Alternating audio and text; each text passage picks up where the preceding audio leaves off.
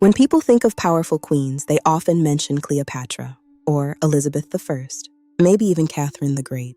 But centuries before many of them ruled, a woman from a small kingdom nestled between Europe and Asia led her nation into its greatest age of power, wealth, and culture. Her name was Tamar, and during her reign, Georgia became one of the strongest kingdoms in the medieval world. This is the story of Tamar of Georgia, the queen who became a king.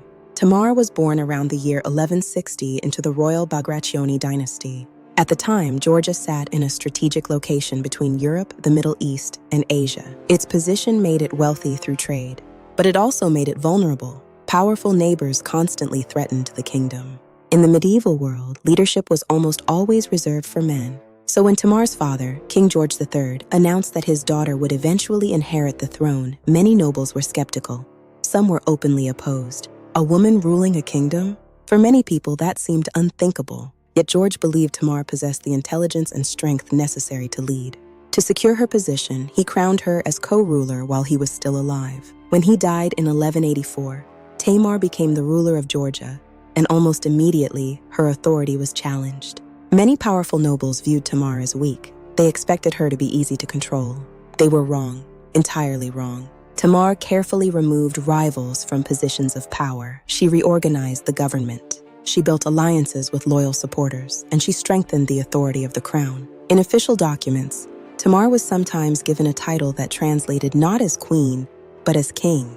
The title reflected something remarkable. She was not viewed as a ruler because she was someone's wife. She ruled in her own right. Her authority stood on its own. In a world dominated by male rulers, Tamar commanded respect through competence and determination. And soon, her kingdom began to thrive. Under Tamar's leadership, Georgia entered what historians now call its golden age. Trade expanded. The economy grew. Art and literature flourished. New churches, monasteries, and cultural centers appeared throughout the kingdom. One of Georgia's greatest literary works, The Knight in the Panther's Skin, was written during her reign. The kingdom became known not only for military strength, but also for learning and culture. Tamar understood that lasting power required more than armies. It required ideas, knowledge, and a shared sense of identity. Her reign helped shape Georgian culture in ways that can still be seen today.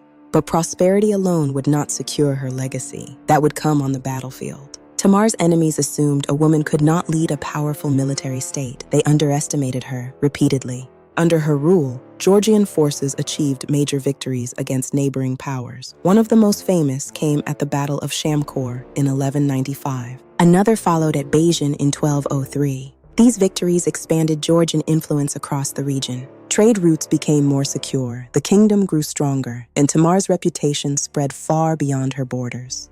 By the early 13th century, Georgia had become one of the dominant powers of the Caucasus. For many people living at the time, Tamar's reign represented stability, prosperity, and national pride. She had accomplished what many believed was impossible. Tamar died around 1213, but her influence never disappeared. Generations of Georgians remembered her reign as a golden age, a time when their kingdom reached extraordinary heights. Today, Tamar remains one of the most beloved figures in Georgian history. She is remembered not simply because she was a woman who ruled. She is remembered because she ruled exceptionally well.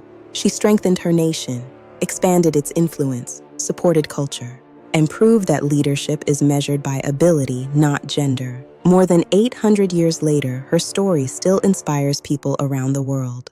History remembers many conquerors, many kings, many warriors. But sometimes, the people who leave the deepest mark are those who transform a nation from within. Tamar of Georgia did exactly that. She turned a vulnerable kingdom into a regional power, created a golden age of culture and prosperity, and became one of history's most successful rulers. Not just one of its most successful queens, one of its most successful rulers, period. I'm Key, and this has been What About the Others?